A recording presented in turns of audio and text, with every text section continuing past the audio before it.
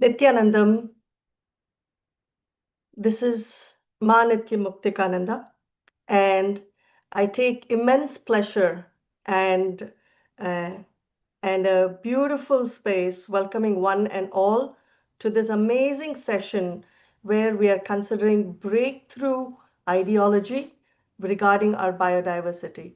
But before we get started, let us start with offering our gratitude to Guru and God, to the Supreme Pontiff of Hinduism, Bhagavan Nithyananda Paramashivam. Nithyanandam Paramasukhadam Kevalam Jnanamurtim Dvandvatitam Gagana Sadrisham Tattvamasyadilaksham Ekam Nityam Vimalamachalam Sarvadi Sakshibhutam Bhavatitam Trigunarahitam Satgurum Tvam Namami.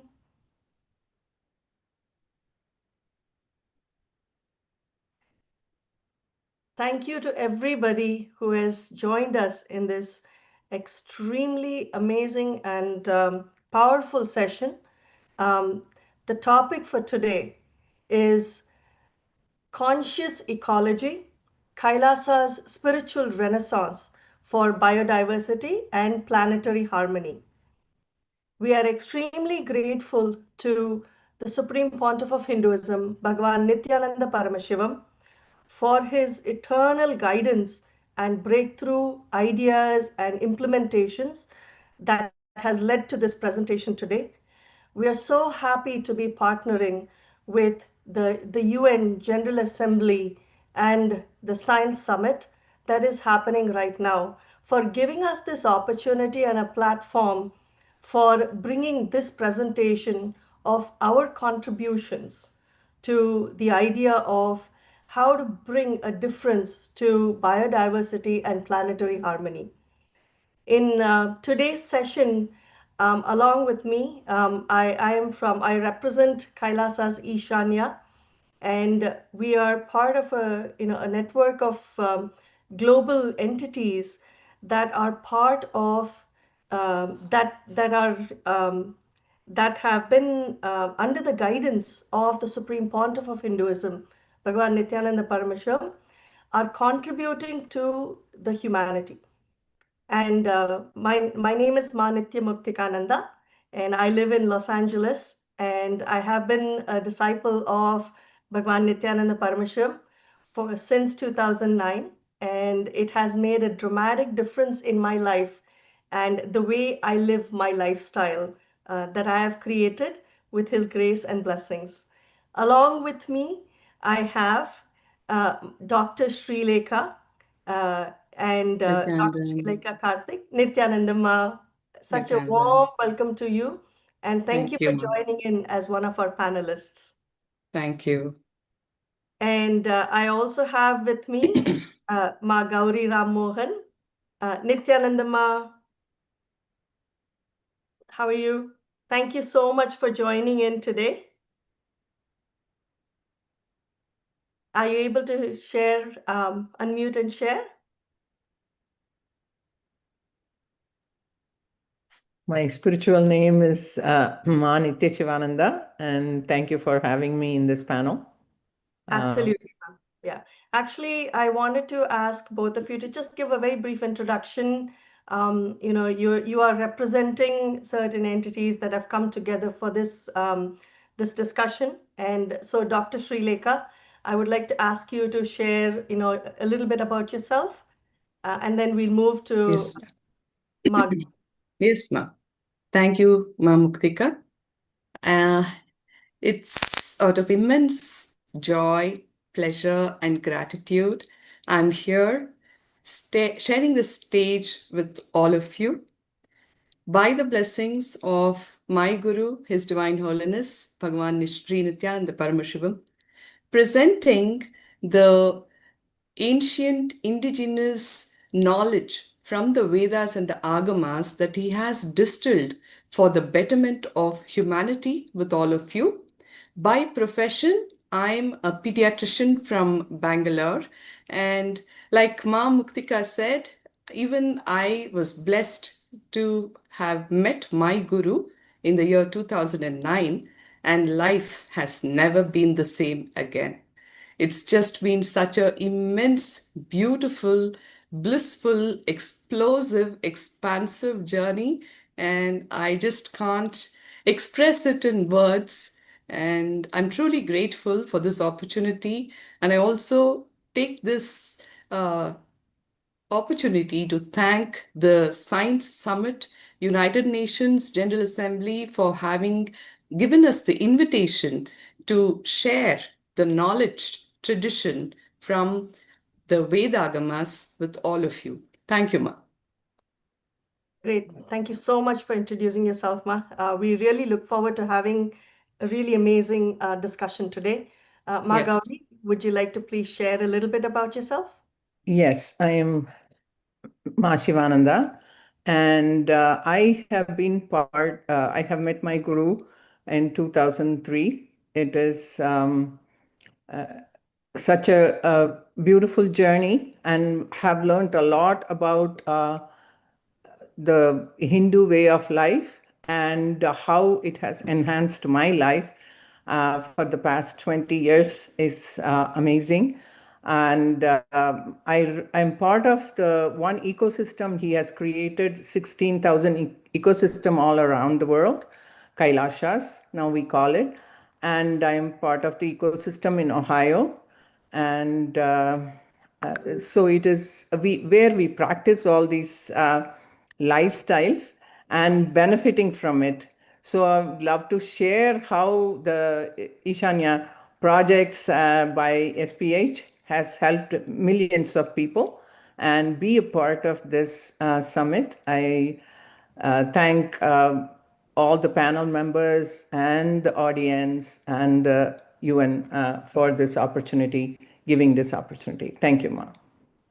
Thank you so much. I really, really look forward to having groundbreaking discussions today. And let's make a difference to those who are here, who've taken their time and are part of the discussion today, and for those who are watching us online through our channels on Nithyananda TV and through Kailasa Los Angeles. So there's a whole lot where people are watching us, and we hope to make a big contribution.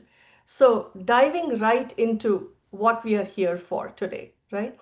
So the integration of traditional indigenous biodiversity and ecological renaissance is crucial for addressing the global biodiversity crisis that we are going through today. The indigenous knowledge, which is deeply rooted in the cultural, in the spiritual, and the social fabric of all of our communities, offers a very unique set of perspectives and practices that can inform and enhance conservation strategies. See, by recognizing and valuing ancient indigenous knowledge as a complement to scientific knowledge and the strategies we have today, we can really foster a more inclusive approach to environmental management and promote sustainable environmental stewardship, which kind of goes hand in hand with the UN's Sustainable Developmental Goals.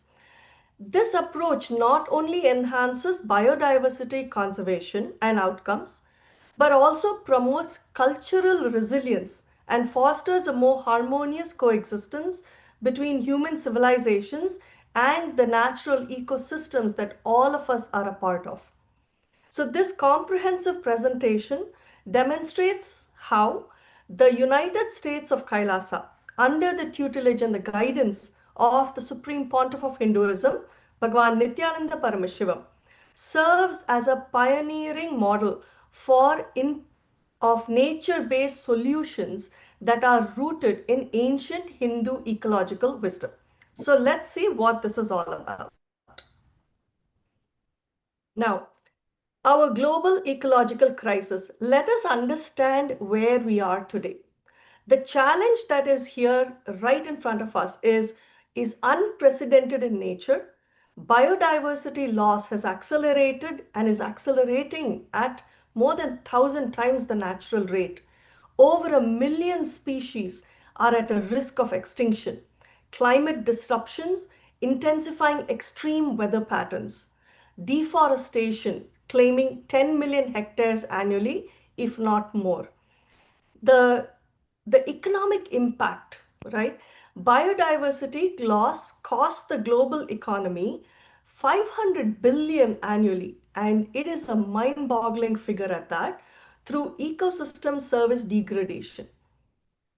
The indigenous territories, mind you, contain 80% of the world's biodiversity despite covering only about 22% of the world's land. So you can see where we are with our resource and what we have available versus the crisis that we are facing today. Now, the UN has declared this as the decade on ecosystem restoration from 2021 to 2030. And this represents our critical window for transformative action today. There is a huge knowledge gap that we see. Despite technological advances, we lack the holistic understanding that the indigenous systems provide from time immemorial. So why have we lost it, or why are we not utilizing it today? So these technological solutions, what we have today in the form of technology and science, do offer temporary relief. But if you truly want a lasting answer, it is existing in the indigenous wisdom systems. The combination and the amalgamation of these wisdom systems with today's technological solutions is going to be the way forward for all of us. Now, we talked about our Guru, Bhagavan Nithyananda Paramashivam, the Supreme Pontiff of Hinduism. So let us just share a little bit about the being, the person who is the forerunner in reviving all these strategies. He leads the revival of ancient indigenous Hindu ecological wisdom through the restoration of temple ecosystems as biodiversity sanctuaries, revival of Vriksha Ayurveda, meaning plant-based medicine, and traditional agricultural sciences, establishment of the United States of KAILASA, which is currently the only Hindu nation in the entire world today, as a living model of spiritual ecology. Creation of the United Ancient Indigenous Enlightened Nations Alliance, which you will learn more about in a few slides from now. The initiation of millions into vegetarianism and zero waste lifestyles through the Ishanya project. Under his able guidance, the indigenous Hindu ecological knowledge is being very systematically applied to address contemporary environmental challenges. Let us see how. We are now going to hear directly from the Supreme Pontiff of Hinduism in his own words. What is it that we need to be aware of? To the world, the views, Kailasa's views and suggestions for the post-COVID-19 world.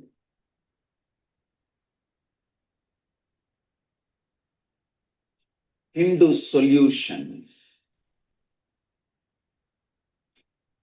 First thing, all Hindus should understand, even though we are not reason for the problem, we Hindus should take the responsibility to find solutions, because from the time immemorial, Hinduism is a religion, tradition,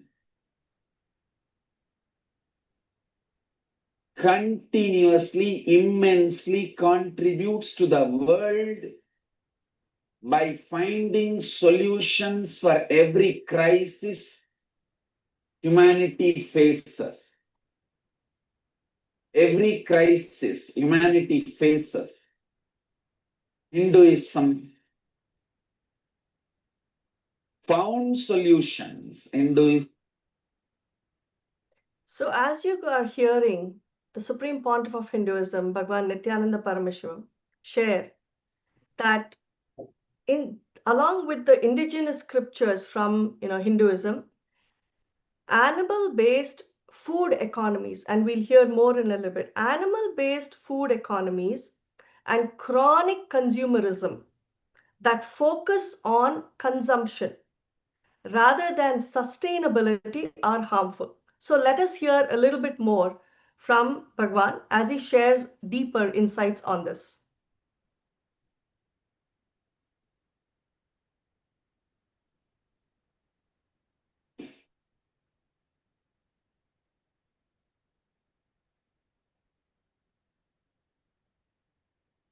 We need to understand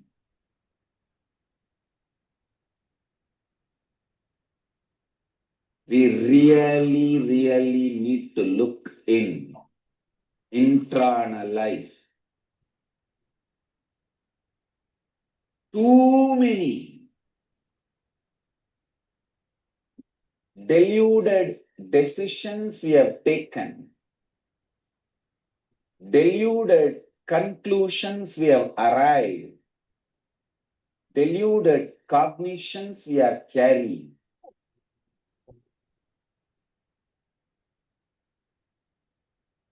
Yesterday I was talking about plant-based diet, vegetarian lifestyle, not just diet, whole lifestyle, plant-based lifestyle. Stopping the idea that whole planet Earth belongs to only human race. Human race may be superior race because of its ability to torture and kill and eliminate other beings. But we need to know planet Earth is not exclusively for us. We are here to coexist.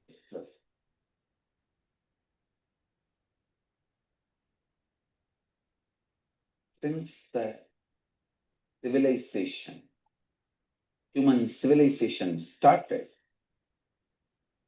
we lost 83% of wild mammals. Understand, whatever I am talking is from clear binary logic information. I am not even talking from cosmic logic. I am talking from binary logic. Even in binary logic level, 83% of the wild mammals we lost. 80% of marine mammals we lost. 50% of plants we lost. 15% of fish we lost. I'll tell you, animal-based lifestyle, just for our small luxuries, comforts, taste bud satisfaction. We are ready to torture and kill animal. Fur belongs to them, not this body. You can't remove fur from their body and use it on your body. You can't torture and kill and eliminate.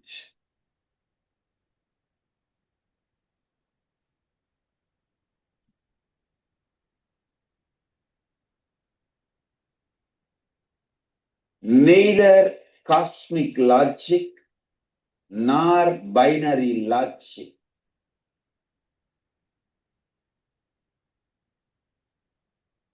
allows us to conclude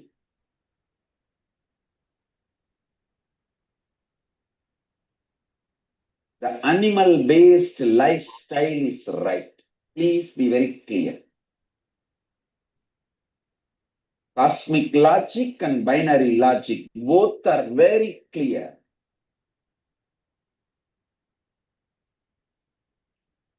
Meat-based diet or animal-based lifestyle means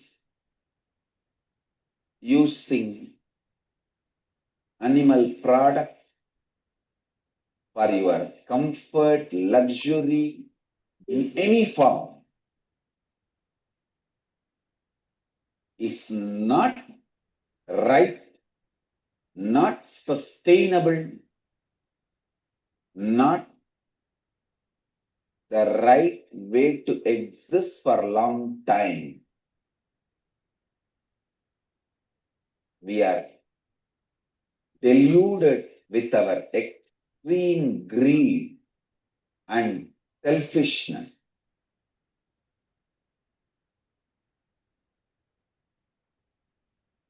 We are forgetting the environmental impact of livestock.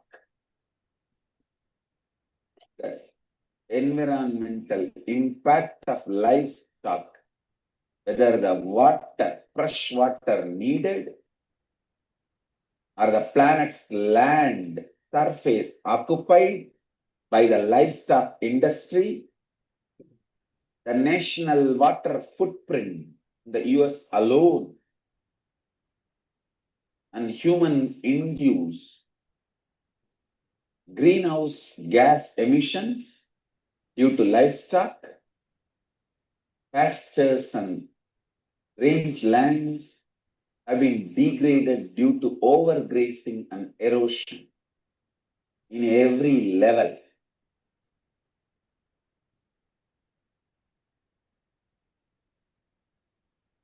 The meat-based lifestyle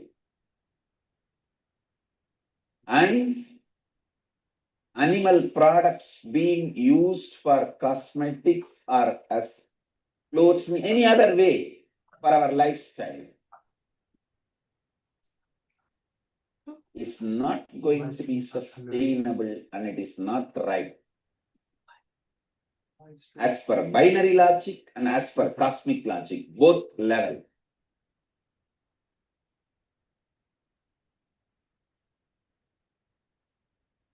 I request Hindus to start setting a trend all over the world. There are 2 billion living, practicing, born Hindus all over the world.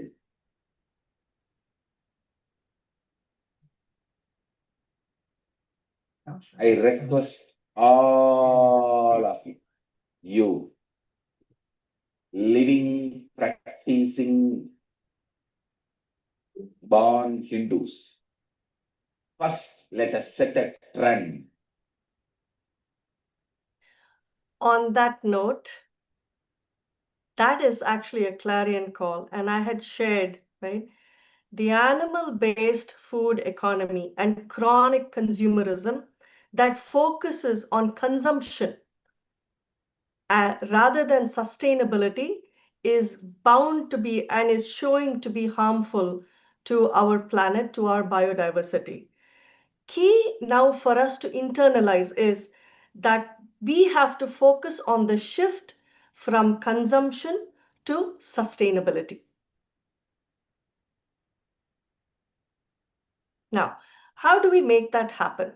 To make that happen, one of the first things is, as Bhagavan Nithyananda Paramashivam had shared, it is how you look inward.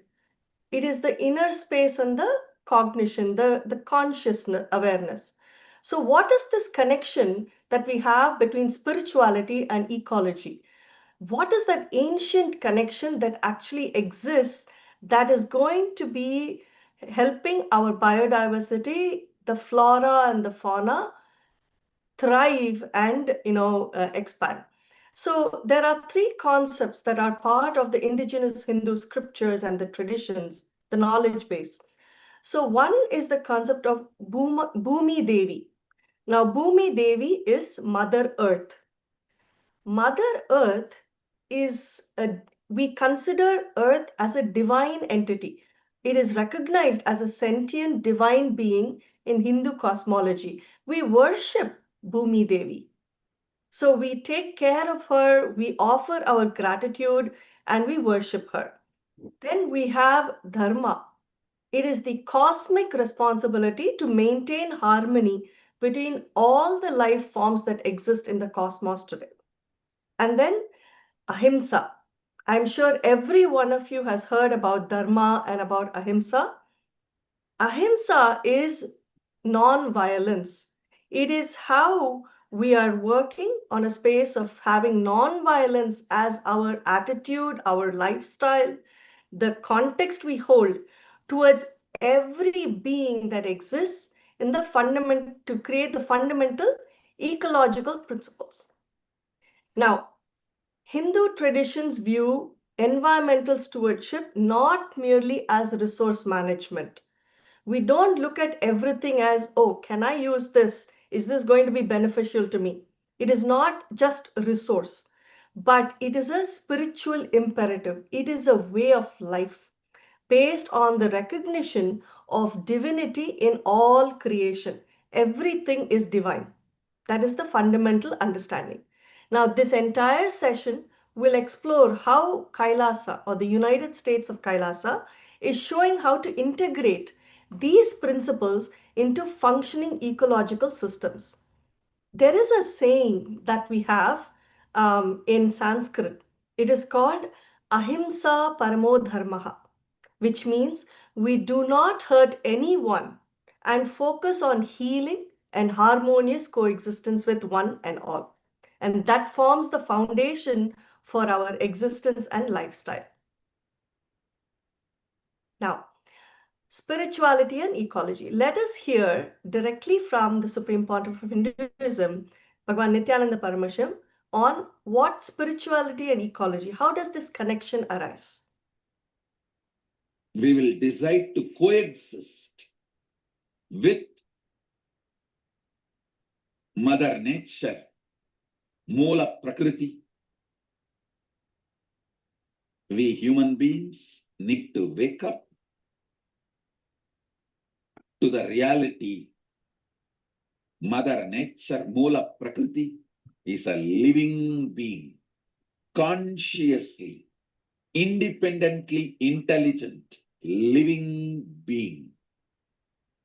Then we will address the climate crisis from the right point of view.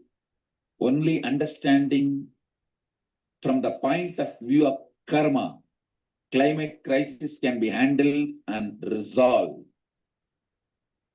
Never through the maths, but through the principle of karma, cause and effect. Wow, such a profound statement. It's what humanity needs to hear today.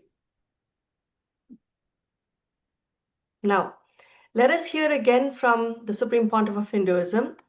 When we talk about karma, when we talk about dharma, when we talk about ahimsa, how is it that you internalize? How do you understand the concept of that?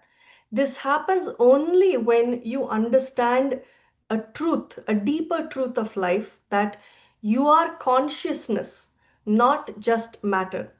And I want to share with everyone, everything that is being shared right now is going to add to the essence of how we are prepared to support, preserve, and protect our biodiversity and our ecology. So let us hear from Swamiji. People who try to rule you, control you, or anyone else who tries to keep you under their control, want you to think you are a matter, just a body, biomechanism, because only then you can be controlled, you can be subdued, you can be just a citizen, social security number. Understand the reality. You are hardwired, you are equipped, fully equipped, absolutely. You don't need anything extra from external support outside. You are fully equipped to wake up to the reality. You are consciousness. You are made out of a stuff. You are made out of a material which does not get destroyed when everything else gets destroyed. Wow, simply amazing. Now, based on what we have heard, let us come to this next aspect of Advaita, the cosmic lifestyle of oneness, right? So, in the core principle of the indigenous Hindu knowledge system is Advaita, or non-dual oneness. According to the Supreme Pontiff of Hinduism, Bhagavan Nithyananda Paramashivam, this profound experience must manifest as a cosmic lifestyle, and this happens across 6 interconnected levels, transforming every aspect of existence. So the first one is, it's called the cognition level, right? This involves a deep intellectual understanding of the non-dual principles. How do you understand, right, that you are me and I am you? How does this cognition exist inside us?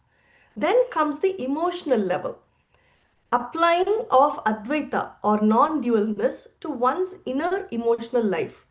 You have to feel the space of oneness right from within you so that you are able to radiate that and feel that with everything outside of you. Then comes the social level, the ability to see that Paramashiva or the Supreme Being in every person, which transforms all relationships into sacred experiences. This is social. Then you come to moral.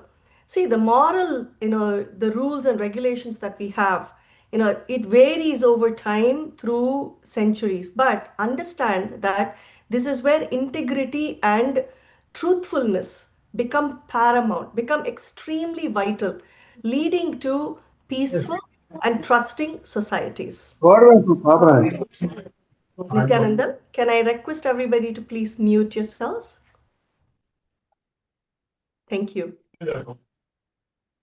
Then we have the spiritual level where you go into the deeper aspects of inner connection and self-realization.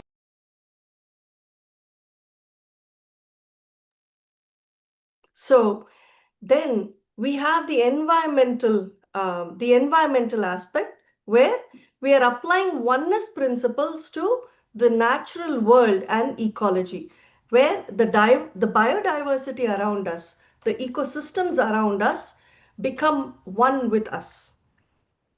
These are the different levels, the 6 levels where they are interconnected, that be a part of our lifestyle and help us understand how to be in a space of oneness with all. And the Supreme Pontiff of Hinduism, Bhagavan Nithyananda Paramashivam, has emphasized that living Paramadvaita, meaning cosmic oneness, only in cognition and in emotional is insufficient. You have to understand all 6 components play a vital role in the overall understanding of the space. It must be expanded to influence your social, your moral, your environmental, and your spiritual aspects of life. And sharing the right knowledge with everyone and helping in enhancement of the lifestyle, this is the Kailasa's way of life. Now, let us hear from Swamiji, what does it mean to experience oneness, right?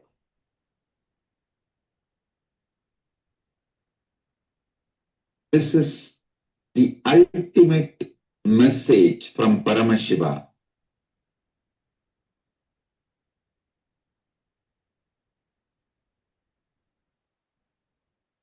In cognition level, emotional level, social level, moral level, spiritual level, environmental level, in all 6 levels, experience Paramadvaita. Listen, I'll explain step by step. Paramadvaita means experiencing the ultimate oneness with ultimate life, force, power, Paramashiva. Paramashiva is a living manifestation of what you can imagine about God, and more than that, all the manifest and unmanifest and more is Paramashiva. That ultimate Paramashiva's being, having oneness with that being, is Paramadvaita.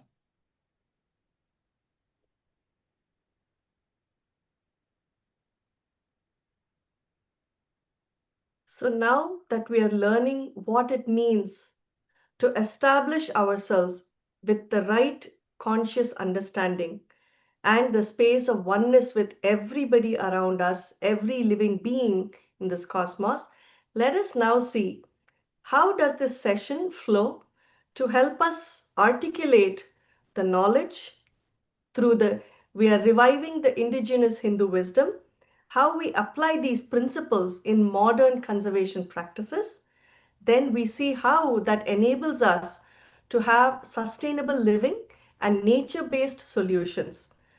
Kailasa's eco-communities that have been developed in so many countries across the world are standing today as models of climate resilience. And then through this, we also see the global alliances for ecological restoration that are so imperative, so the need of the hour. And through the initiatives that have been developed and established by the Supreme Pontiff of Hinduism, Bhagavan Nithyananda Paramashivam, let us see what those platforms are that are going to enable a better future and a better cosmos for all of us.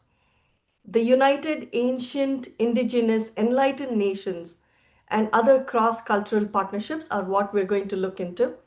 And along with this, for all of you that are here and for everyone who is online, we are going to be having interactive discussions. See, it is not just about sitting and listening to what is being shared, but it is about understanding, internalizing, and figuring out how do I apply this in my life? How do I apply this in my ecosystem? How do I apply this as governance? What can I do to support and help? What exactly are those action items that are takeaways that are implementable, right? So we're going to make this an interesting, fun discussion also for all of us to see how together we are going to make this happen. Now, so I invite Dr. Srilekha to share a bit on the next segment of the session, Reviving Indigenous Hindu Wisdom for Biodiversity Conservation. Ma Srilekha? Yes, ma. Thank you, ma Muktika, Nityanandam, everyone. Like now, and you must have realized by now, the whole attempt is to draw from the ancient indigenous wisdom to meet contemporary conservation science to make the world a better place. Thank you, Ma, for setting the context. I extend a warm welcome to all of my family here. I say family, drawing from the universal truth of Vasudhaiva Kutumbakam.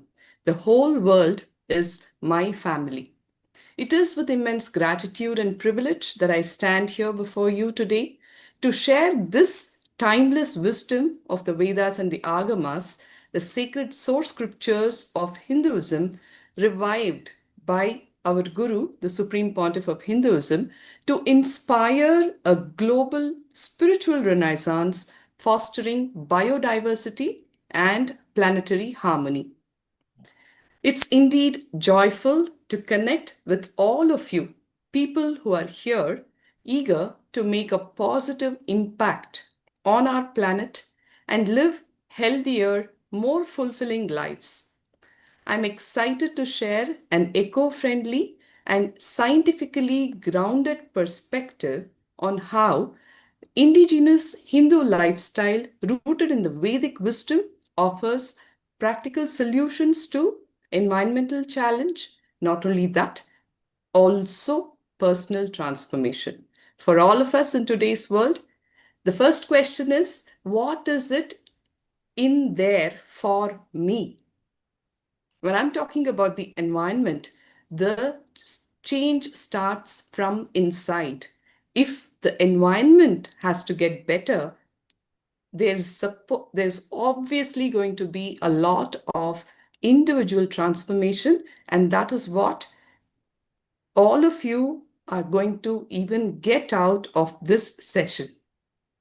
We stand here today not just as a representative of Kailasa, but as a voice of one of humanity's oldest continuing civilizations, a civilization that has maintained an unbroken sacred relationship with nature for over 5,000 years.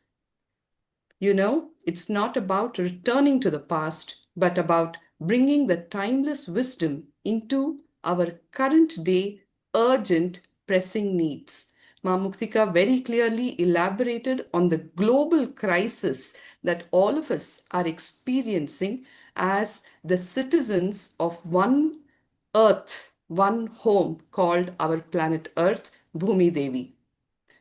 This also comes at a point in time today where we stand at an unprecedented crossroads with the United Nations Environment Assembly identifying what we as a crisis, climate change, the nature, air pollution, waste, all of that.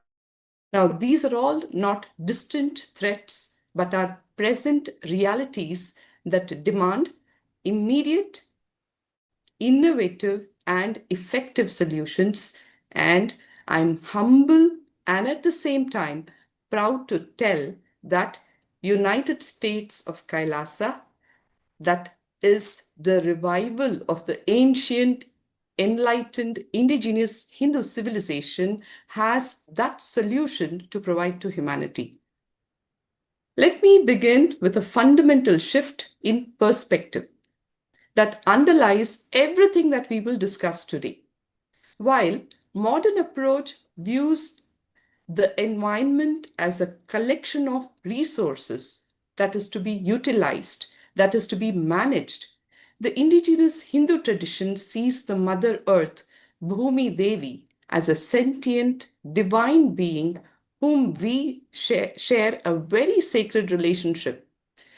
Being born and brought up in a traditional Hindu household where many life-positive concepts were ingrained as a lifestyle for a very long time, I took these concepts for granted till the point in time arrived, I realized that the whole global community is increasingly turning to these very indigenous source scriptures for solutions to enhance and preserve their way of life. My day commenced in the morning with a reverent prayer seeking forgiveness to the Mother Earth, where I put my hands together and said, Samudra Vasadi Devi Parvatastana Mandale Vishnu Patnim Namastubhyam Padasparsham Kshamasmave. I offered my sincere apologies to the Mother Earth for having stepped foot on her. That is the kind of reverence that we hold nature with in our tradition. Now, this practice is deeply rooted in respect for the divine feminine energy which is embodied by planet Earth. Compare and contrast this to the present day situation. The fast spreading consumeristic capitalistic lifestyle is paving way for a global environmental crisis, all of which is threatening life. When I say life, it's threatening each one of us. Hence, there is a need to revive indigenous wisdom. Let's hear from the Supreme Pontiff of Hinduism about the imperative need of the hour.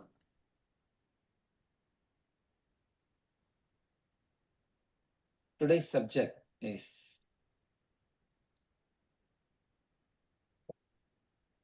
a revival of Vedic tradition. Why is the need of the hour?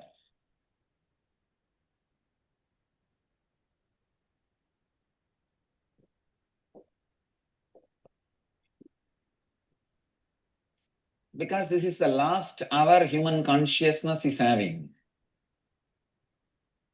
If you don't revive, this is going to be the last hour. Vedic tradition is the only tradition, please understand, one and only tradition which can give spiritual solution for all the problems of the human consciousness. Whether it is the problems of inner world questions and quest like life, death, body, mind, consciousness, or the social problems, peace, unity, love, existing together, coexistence, ahimsa, or the personal relationship level problems, understanding each other, accepting each other, or creating wealth without sucking others' blood, cutthroat lifestyle, consumeristic lifestyle. I tell you, these are the major problems humanity is facing, which really makes us feel. I wanted to add some more really. Makes us feel this may be the last hour of the planet Earth. Because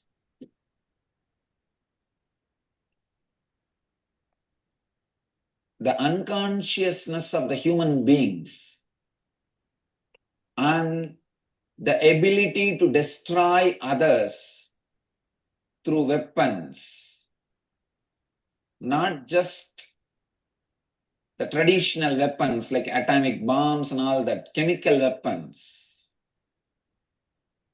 And now something new is happening, ideological weapons, spreading ideas through media and communication systems and dismantling certain unique lifestyles, tribes, way of living in the planet Earth. Understand? There are few tribes whose lifestyles have been dismantled, destroyed so badly. The great art, tradition, and the extraordinary powers they were having, whole science has left planet Earth. The science of herbs, the science of living with nature, science of handling the extraordinary powers. Just yesterday, I saw a YouTube clip of a shaman levitating so casually. A shaman is a group of spiritual souls, a spiritual tradition from South Africa, very casually, just he's chanting some mantra and he's levitating 4 feet above the sky. And after a few minutes, he's relaxing. It was a lifestyle. You don't need to gather around some enlightened master and do all kinds of pranayam, then slowly levitate after 4 days or 3 days. It was a lifestyle for certain tribes, certain spiritual groups. But so much of color has been lost. So much of variety has been lost because of this, trying to globalize everything under one brand. Same way, we need to understand the nature-based cultures. That's the right word I wanted to say. The traditions and cultures which understands nature is a living intelligence, who are interested in coexisting with nature, not abusing it, exploiting it.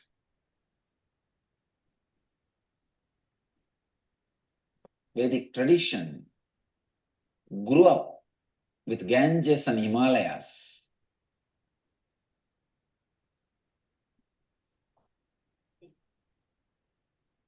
Grew up with nature.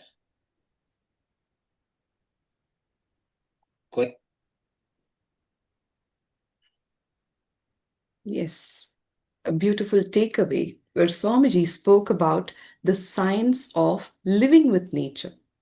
Living with nature in communion, manifesting extraordinary powers. We all have heard, read, and looked through documents in the Vedic texts as to how enlightened beings, through their inner transformation, they brought rain even to drought-strict lands. In the recent days, we, all of us, initiated devotees and disciples of Swamiji, have been witness to this science of living with nature in communion with nature. The Gurukul Balasans, who are the kids studying in the Nithyananda Gurukul at Adi Kailasa, Bidadi, consistently manifested rain by performing Rudra Homa in a 10-acre land exclusively around the temple. Not only that, on the World Environment Day in the year 2017, many of us who have been initiated by Bhagavan even manifested rain globally across 108 locations. This is not mythology, it is not some fantasy of the past, but it is a reality and a possibility that exists for human beings when we evolve internally. When there is an inner transformation, it is definitely going to reflect on the planet Earth. Now, let's journey together through this timeless knowledge, the living heritage of Vedic ecology, to see how it has been revived, preserved, and applied to create a sustainable future. The Atharva Veda states, Mata Bhumihi Putroham Prithivyaha, which means the earth is our mother and all of us are her children. The very first component of this heritage is the knowledge system. Thousands of years ago, the Hindu sages have documented intricate details about nature in the sacred texts were not just spiritual guides, they were like the encyclopedia of ecological knowledge. They laid out in detail practical methods for protecting forests, managing water resources, and also safeguarding the countless species of flora and fauna. All of this came from a very deep understanding of how ecosystems work, all written long before what modern science came up with terminologies like biodiversity, conservation, all of that. Now, these ancient texts show us how to live in harmony with nature, ensuring that the planet Earth thrives for the generations to come. What is lived is what lasts. We did not limit this wisdom to stay locked in our ancient books. It became a living tradition, passed down through centuries to generations in what is known as the Charya Pada, which are lifestyle-based practices. Swamiji elaborately explains Charya Pada to start living, radiating enlightenment. All of you who are interested in knowing more can always go and log into YouTube, where all of this knowledge is free, available for each of us to start applying and living in our daily life. This Charyapada was lived in Hindu temples, indigenous communities, and traditional governance systems where people actively practiced all of these principles and lived in extreme harmony with nature. The third and the most important aspect is what it is for all of us now at this hour. How do we bring this ancient wisdom into today's world, today, when we are walking the planet Earth? This ancient ecological wisdom is being brought back to life in a very powerful way. Under the guidance of the Supreme Pontiff of Hinduism, Bhagavan Nithyananda Paramashivam, these practices have been systematically revived and applied in the modern context. Through his leadership, KAILASA has created living models which are real, working examples that show how these ancient methodologies can address today's environmental challenges. We humbly share with you a living, breathing, functioning model that is currently being implemented across 150 nations worldwide. Vriksha Ayurveda is one very important component of this revival that KAILASA has brought back to life, the science of plant life, which is rooted in the ancient Hindu wisdom. It is not just about growing plants, it is about understanding and working with nature in a way that is sustainable, harmonious, and also deeply spiritual. I say the word deeply spiritual to emphasize the oneness, the Paramadvaita, that each one of us actually have to start living and experiencing with nature around us.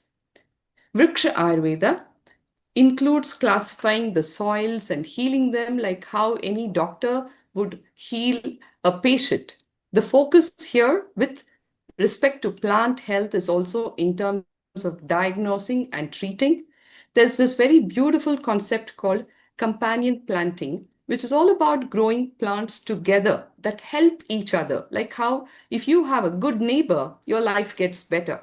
Similarly, the plants, when grown together, which fosters the biodiversity and healthier ecosystems, like tomato and basil are grown together. Groundnuts are grown with spinach or radish.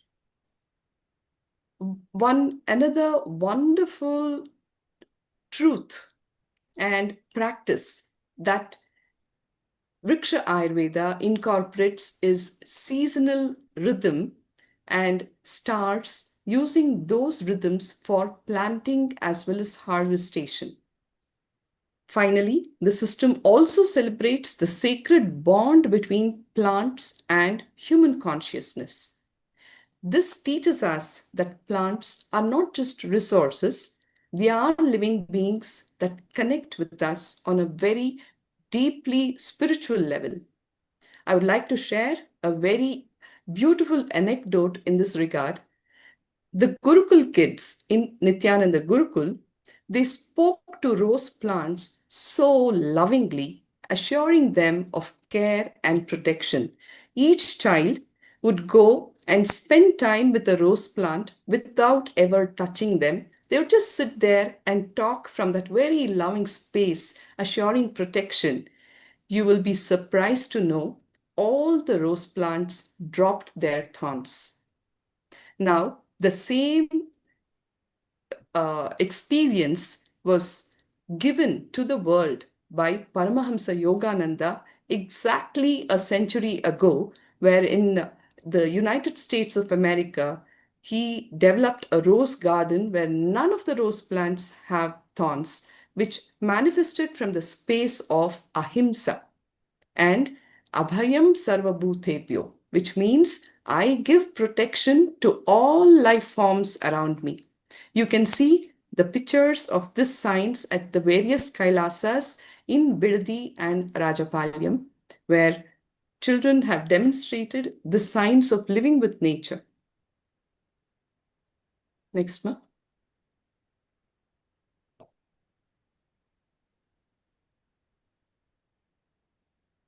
Can we move on?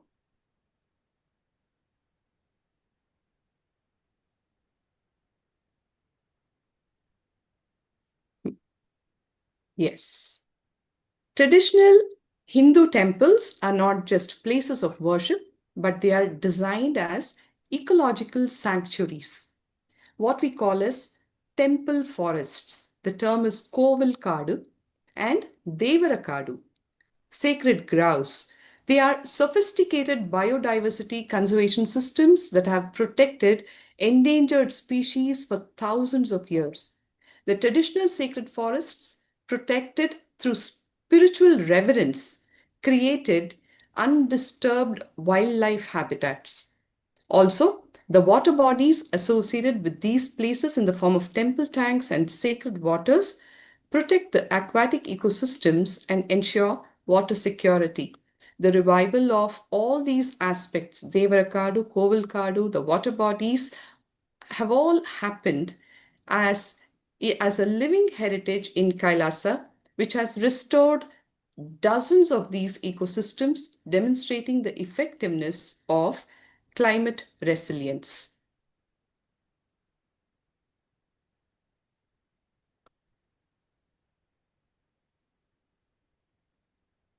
Let me ask you a quick question. Have you ever seen a place, say like a forest or a temple garden, that felt so alive and sacred? What do you think made it so special? I would like some responses from the audiences.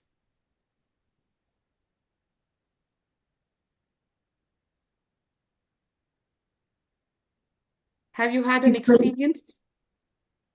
yes, the place around the temple will be very calm. Yes, So you feel more connected and you feel more peaceful within. yes, absolutely. Thank you, Dr. Pranita, for sharing. Now, that's the essence of Vedic ecology, a conscious connection with nature. Hindu temples held the secret to a thriving society. Hindu temples were not just places of worship, they were multifaceted institutions that served as a nerve center of a thriving society. There was nothing needed from any system outside of the temple ecosystem to keep that society thriving, healthy, contributing, and excelling in all aspects of life, be it economy, be it revival of sacred arts, be it revival of the architecture. The temple architecture of Hinduism is something unparalleled. Now, the influence of temples extended far beyond spiritual, touching every aspect of life, from economic and social to cultural and spiritual. Temples were just not central to the economy, but they were major hubs of commerce, employment, and finances. You can see here how, okay, moving on to the next slide. We'll now have an interactive exercise as to how we can have this temple ecosystem mapping, understand all of these principles with respect to the temple ecosystem, and how each one of you can internalize it for yourself at where you stand today into urban planning and how to make your own life better.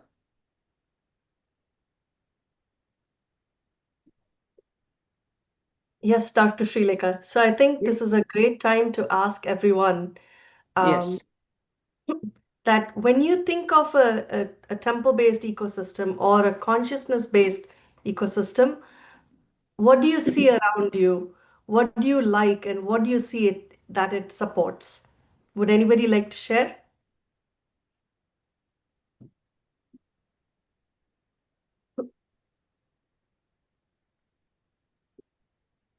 So what do you think, from what you've heard, will support urban planning?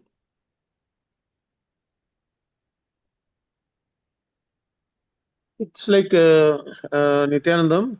It is like, a disciplined way of living. That's what we observe when you follow the temple way of living. In a home also, we make the discipline. A disciplined way of living happens. Wonderful. Fantastic. That's actually great observation. Yes. Absolutely. The discipline is what actually brings in health at all levels for human beings, Aya. If you have visited some temples, I personally have been blessed to be in close touch with the people who have been serving temples for many generations. And it is so beautiful to see, even though they are 80, 90, every day in the morning they are up, alive, and raring to go to be there in the temple to provide all the services, whether it is the rituals, the worship of the deities, preparing food for the hundreds of people who are going to come there for darshan and annadan. It is so exciting to see the elders of the community being such an active part of the ecosystem and contributing to a peaceful world and a healthy life for their own self. Just imagine, as a doctor, I can tell you, being healthy is the greatest gift that you can give yourself and to your children as well. The economy is getting drained out with the kind of lifestyles that people who are driven with the consumeristic lifestyle are leading these days. That's a very beautiful point, Aya, that you brought up. Anybody else would want to share more? And also, How I do would you? like to share also one more thing I have observed, Amma. What we call Sandhya Vandana or Sandhya Kala, the shifting of from night to day. Hmm. Usually, the temple-based system was very active in that stage, where from night to daylight, from Hmm. darkness to daylight, we move that the environment moves from darkness to daylight. So the temple-based system, if we that's what I observed. What we when we practice that, getting up early in the morning and passing through the Sandhya Kala, Yes, Aya. the whole day That is becomes so different. right. Yeah. That's so right. Actually, we have enough studies to demonstrate the positivity on individuals and the planet just by rising up in Brahma Muhurta. That is exactly what you're talking about. Yes. Yes. Yes. In fact, I want to share, when we offer the rituals, when we offer the pujas, when we're talking about urban planning, see the kind of plants, Mm. trees, bushes that are grown around the ecosystem, in the ecosystem, to support. We grow, medicinal plants like tulsi, right? The Indian basil. We grow flowers that are, meant for offerings, which bring a lot of color and, the aspect of being alive that comes around the ecosystem. It enables us, I think, to plan things around in that ecosystem, whether it is how the water is channeled, what kind of plants do you grow around. Based on that, even the animals that come, whether it's like the ducks or whether it is different animals that come and reside in that ecosystem, comes because there is a supportive ecosystem that is happening, right? So you have little bugs or worms, and then you have organic agriculture that becomes part, because you offer the best of the best food in the ecosystem. So you want to grow organic crops, that, in many of our Kailasa ecosystems that we have done, where we've grown corn or whether we've grown, a variety of vegetables and herbs that we use in daily life. And all that Absolutely. gets planned as part of the urban planning. Absolutely, ma.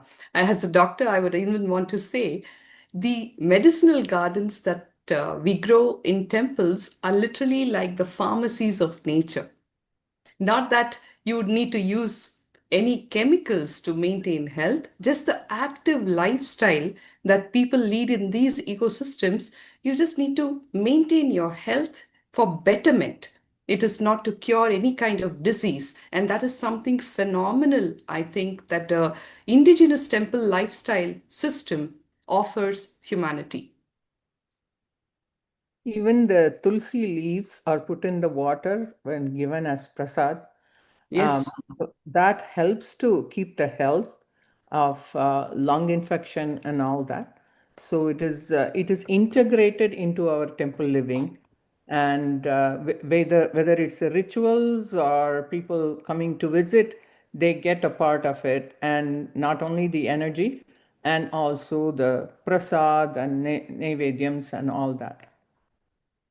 I would like to add here, I'm Dr. Shanti from Bangalore. Our own family members, we are associated with many temples in our village.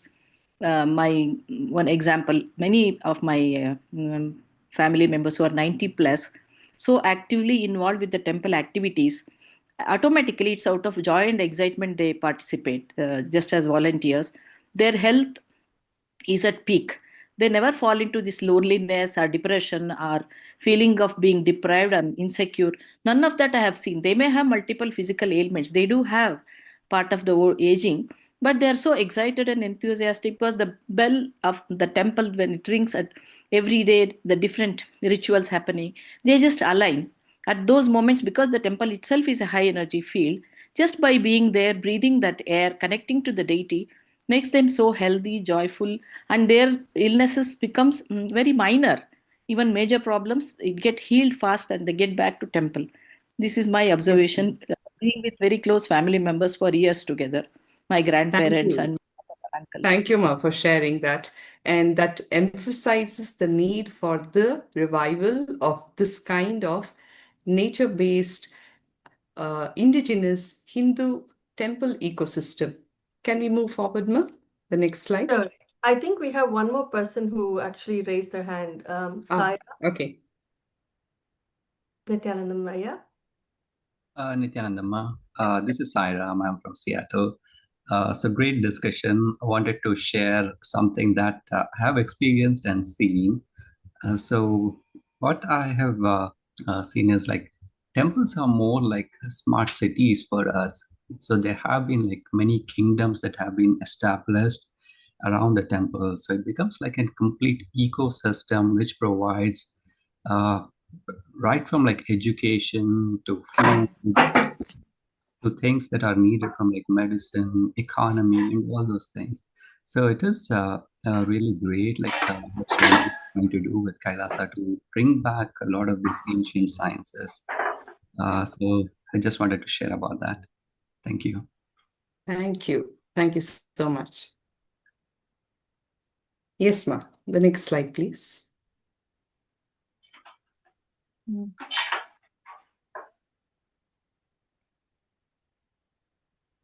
Yes. So, moving forward, under the guidance of His Divine Holiness Bhagavan Nithyananda Paramashivam, Kailasa is bringing this ancient wisdom back to life, turning philosophy.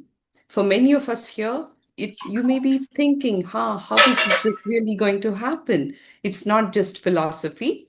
It is Kailasa has become the living model to demonstrate to the world that all of this is in action, from philosophy to practice. We have created living laboratories that show how these time tested practices work in our modern world. And let me share some incredible examples of what Kailasa has revived.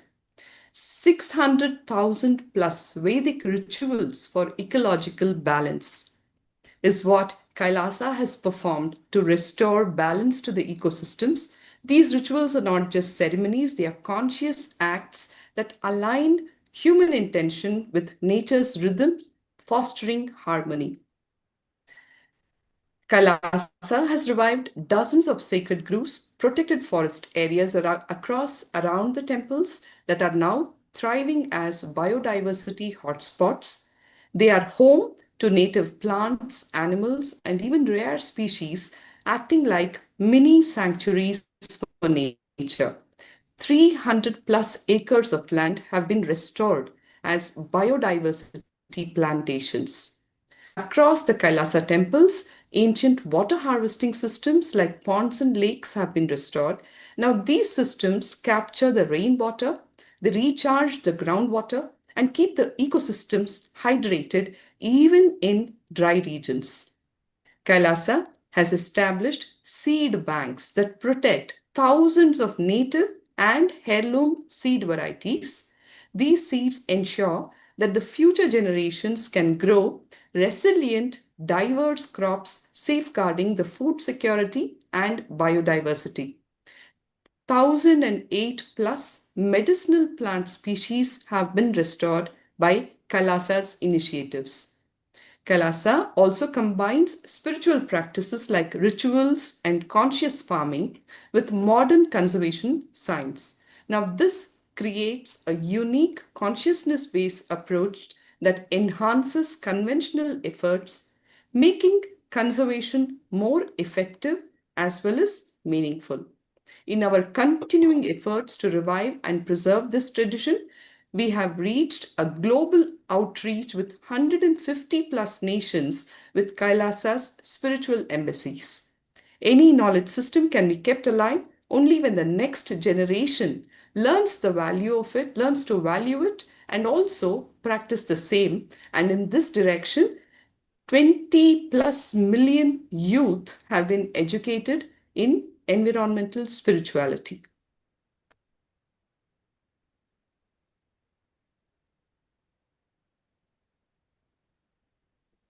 Yes, ma'am.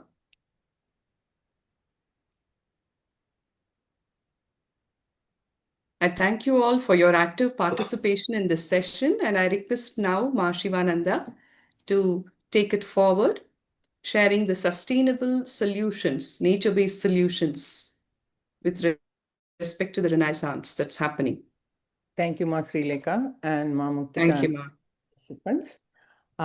So we heard what is the need of the hour from Ma Muktika and from Ma Srileka, how we are with the temple-based ecosystems are needed for the preservation of the biodiversity. So now we will see, can we go to the next slide, Ma? So now we'll see Kailasha has taken many projects implementing this, and in our day-to-day life we all wonder how we can, living in US, I have been searching where can we have this ecosystem, where can we benefit from this, where we live in technological world, which is like SPH Nithyananda Paramashivam says that in technology combined with indigenous principles will benefit the society, but the advertising and social media has corrupted it. So how do we practice in this all over the world in these environments? Kailasa has created communities all over the world, like 16,000 communities, not only in US, in all over the world. So where we practice several things, it's called non-violence, ahimsa. In Hinduism, non-violence is not just by practicing Hindu tradition. It is not non-violence. Ahimsa is called only for not killing the animals, but in not only vegetarianism, it's a way to honor the interconnectedness of all life with alliance with ecological principles. That's what Hinduism teaches us. So the environmental harm and practicing compassion in the purest form. And in Kailasha ecosystem, the connectiveness is practiced through many dietary sattvic food systems, and also we give annadan to many people, sharing the food which is cooked with the energy and mantras and energized by the mantras, and using totally organic vegetables grown in the garden, or if it is in the area, which is grown in the area. That is what is health-wise, it is also good. Energetically, it's also good. So ahimsa is practiced that way, non-violence in all Kailasha ecosystems. Now, the cosmic connection, living in alignment with universal consciousness and natural rhythms. So cosmic connection can be in various ways, that we are connecting with the 5 elements. Hindu system says that we can connect with the nature in 5 elements like water, fire, in all, earth and akash, and in Akash. So in the 5 elements, we do the rituals connecting with the 5 elements. So everyday rituals are conducted in the eco-friendly temple systems. In Kailasha temples also practiced, and also people who are not living in the temples also, they practice this connectiveness by using the daily pujas and connecting with the consciousness. So cosmic connection is also very important in biodiversity. That's what Hindu indigenous system teaches us. So next is vegetarian and organic. I saw in previous speakers talking about how various Kailasas are producing organic food and using the methods and water preserving facilities. All this is created in our Kailashas. Organic food, it's created through our vegetable gardens, using natural resources, not using the chemical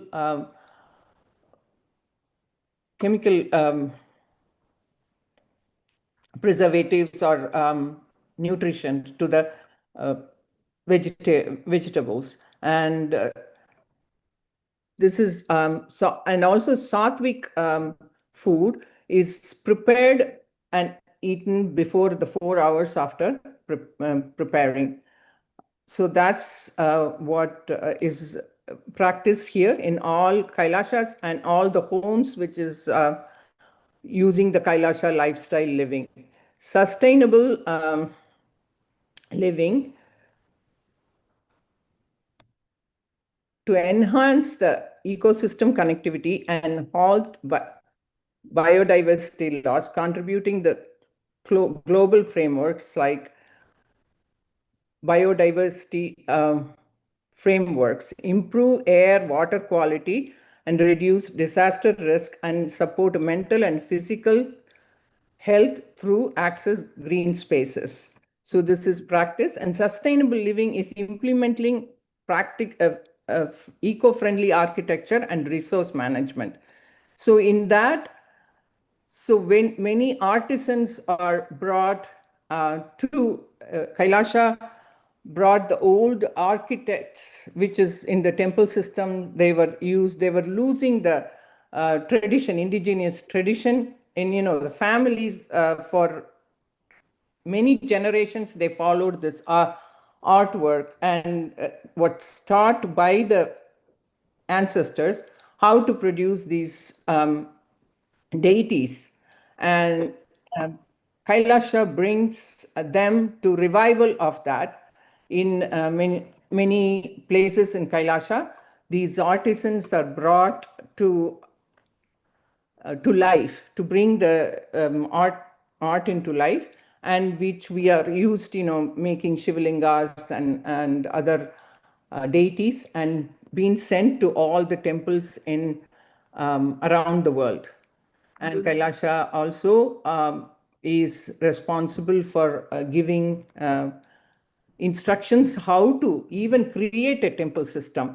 If people are interested in creating a temple system or ecological places, Kailasha helps them to bring these artisans to bring them to life, and then uses that ecological work in various parts of the world.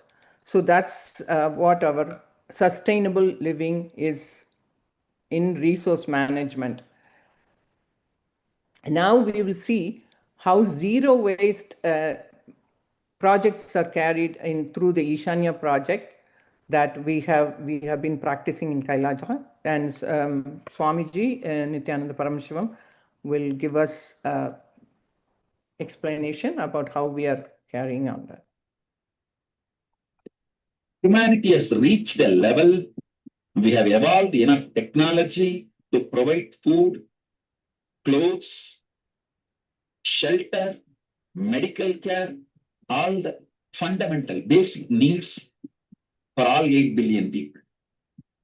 One side, the homes foreclosure, and the homes are just locked without people. The other side, millions are in the platforms, homeless. One side, tons of food is getting wasted and getting destroyed to maintain the price. The other side, millions dying without food. Millions of clothes used only once is dumped into ocean because people don't know what to do with it. I have decided Kailasa is going to pick up a project. I call the project as Ishanya, collecting these things which is getting dumped and wasted, which is in turn becoming hazard for the nature, and distributing it to the place and countries, people for whom it's a great boon. In this Chaturmasya alone, we will be able to bring 1 crore people out of poverty.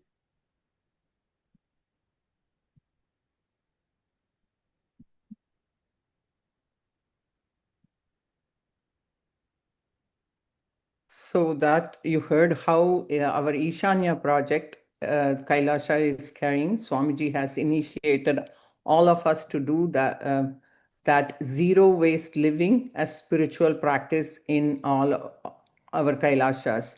So in that we are having the conscious consumption, purchasing decisions guided by dharmic principle of necessity, origin, and impact. That is Astreya and Aparigraha, limiting greed and living simply, and Astreya, not taking more resources than what we rightfully share. Of course, ahimsa, we learned about harming nature, animals, and other beings through overconsumption. So in this, Kailasha has taken initiative to collect many unused clothing, and being distributing to the people who are in need, and all over the ecosystems of Kailasha. And herbal self-care. Herbal self-care is like, it is practiced in Kailasha like the neem that is used for brushing. And in the self-care products, turmeric is used for the facial cleansing, and other medicinal value it has, turmeric. And also in simple ingredients like in the kitchen that we can use it for, for simple ailments like pepper and turmeric for using, and even pepper and turmeric and honey together is used as even in the Ayurvedic system as an antibiotic. We don't have to take the antibiotic, so we use that as a simple method for curing our infections or whatever. And turmeric is used, you all know, in various ways for curing our ailments, like even swelling. It goes down by taking turmeric, and many people take turmerics also. Not only that we use haritaki as a daily intake, and also the oil pulling using sesame oil as our daily practice for getting rid of our toxins from our whole body. So that's herbal self-care, that is spiritual practice we use in Kailasa. Resource sharing. We share the unused items and food and clothing, prevents waste while serving those in need. Exemplified projects like Ishanya, which shares unused clothes. Traditional alternatives. Revived use of plates, clay vessels, and natural fibers to eliminate single-use items. We have been using, as you saw in some of the pictures that we shown, that it is that we use banana leaves for food, and also even the palm plates are biodegradable to the earth when we use them and dispose them. It's not like the plastic plates and cups, or we use the stainless plates which can be reused again. So Kailasa practices that way of living, but that's just the single-use items where either can be thrown and becomes a part of the earth. This is the Hindu way of living with the nature. So this is practice. Unfortunately, now, with the modernizing and social media and everything, we go to the more convenient systems, not using the traditional indigenous values of Hindu practices. These, when you grow up, all of us have grown, even it is a practice in India, even now, many places, they use the banana leaves as the, to eat, and eat with hands also. They don't use plastic spoons or anything to even that connects with the connectivity. Most of the Kailasas, we practice that. So this is, we don't use the utensils for, it is connecting with the food and ourselves with the body and mind and this being. So traditional alternatives are used in the Kailasa Ishanya project. And sacred repurposing, ritualized recycling and composting systems integrated into daily spiritual practice.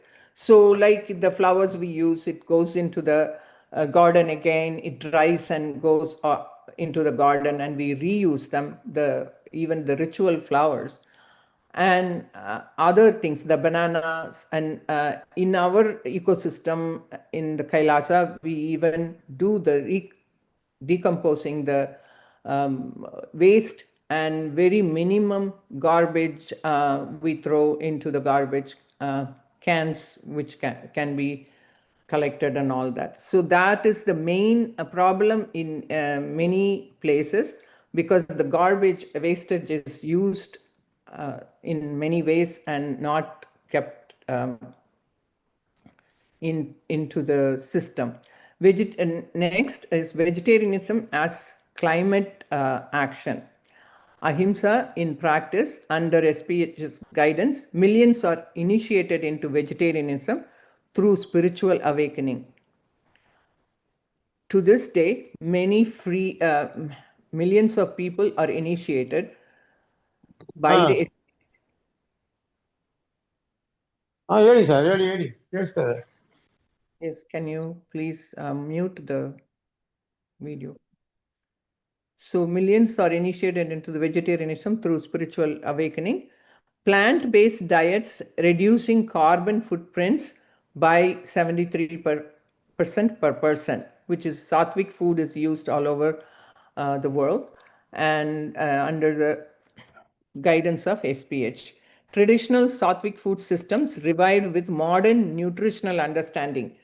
So we use the old recipes, indigenous recipes given to by our ancestors in daily practices with the prasad making and all the other rituals, and energizing them by the mantras and being served to the public, and given free food to whoever comes to our ecosystem of Kailasas.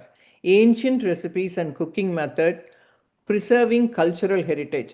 So Hindu cultural heritage is maintained by following these recipes, which are by used organic food grown in the local areas, and then we use them.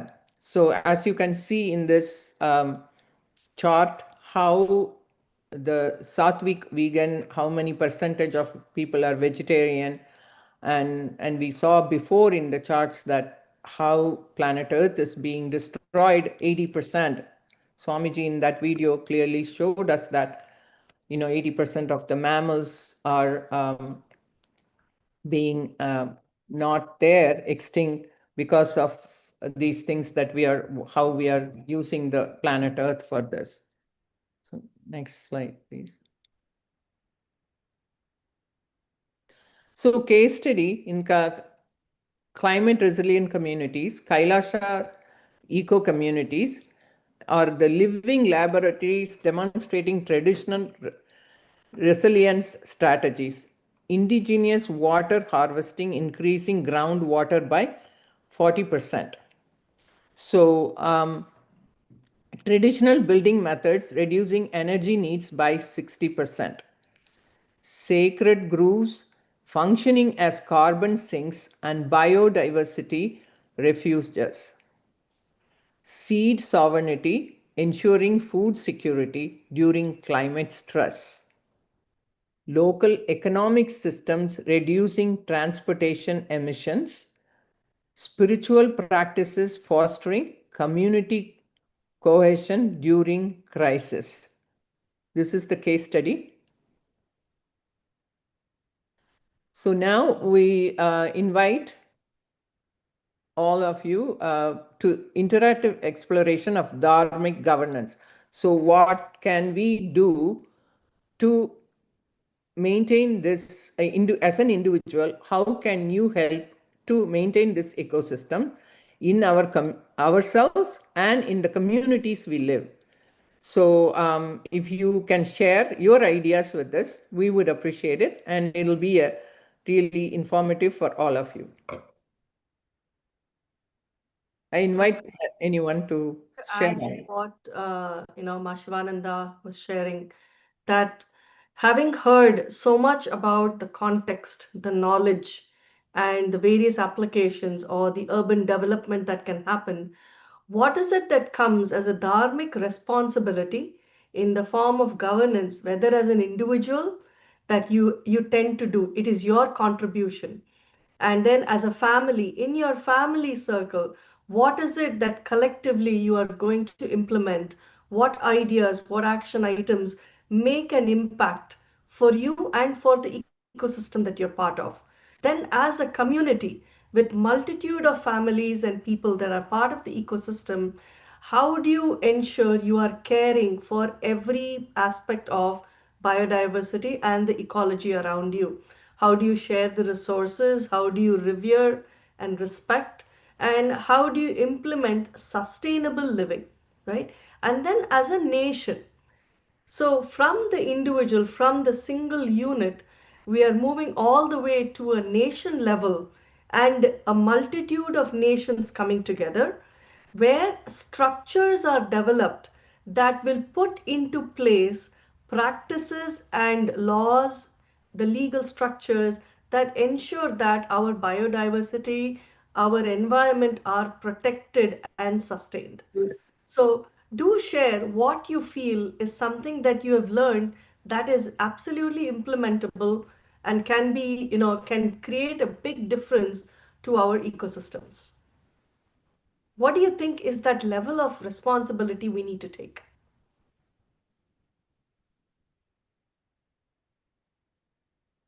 Would anybody like to share? Yes, I suppose we could analyze this at all the levels. Let's start as an individual. What do you think each one of you here would do to implement this lifestyle, sustainable lifestyle? Nityanandam, what I observe is the usage of plastics is very Yes, in Adi Kailas also we never used to use plastics. All the absolutely. items in plastic we used to consciously avoid.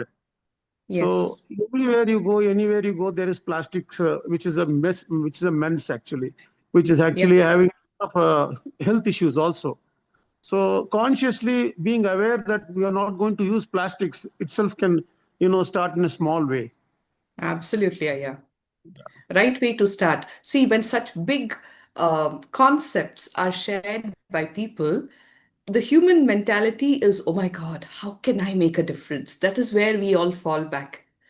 The solution is in taking simple steps consciously with awareness to make that impact.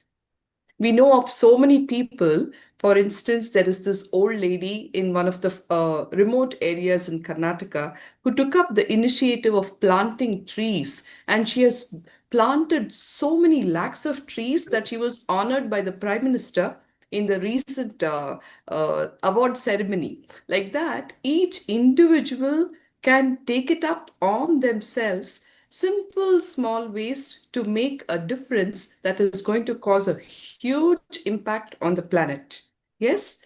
So I would request each of you to chew on these concepts and see how you're going to take these understandings to create a positive impact on your life, in your own home, in your neighborhood, your state, your country, and eventually the planet Earth. And now we have a very important presentation to make. Ma Muktika will lead this sharing. Yes, Ma. Thank you. So everybody's heard about the cognitions, the inner work that we need to do, the understandings, the knowledge base that we will internalize, and how we will apply. Now, across the world, what is the need of the hour? What is needed is a set of global alliances that will work together for ecological restoration. Under the able tutelage and the guidance of the Supreme Pontiff of Hinduism, Bhagavan Nithyananda Paramashivam, he has established the United Ancient Indigenous Enlightened Nations, reviving ancestral biodiversity stewardship across continents. This is actually a phenomenal initiative, a platform, and coming together of many nations and indigenous communities. This is meant for the protection, to share a space for all indigenous communities to be heard, for their voice to be heard, to be supported, to build on their traditions and to contribute to today's world. There is a wealth of knowledge that is sitting in all the indigenous communities and nations for centuries and centuries from time immemorial. And this tradition and value system is being brought together to the forefront of global urban planning through alliances such as the United Ancient Nations, Enlightened Nations, platforms. And this ensures much more of an elevated way of life for centuries together. So let us see how.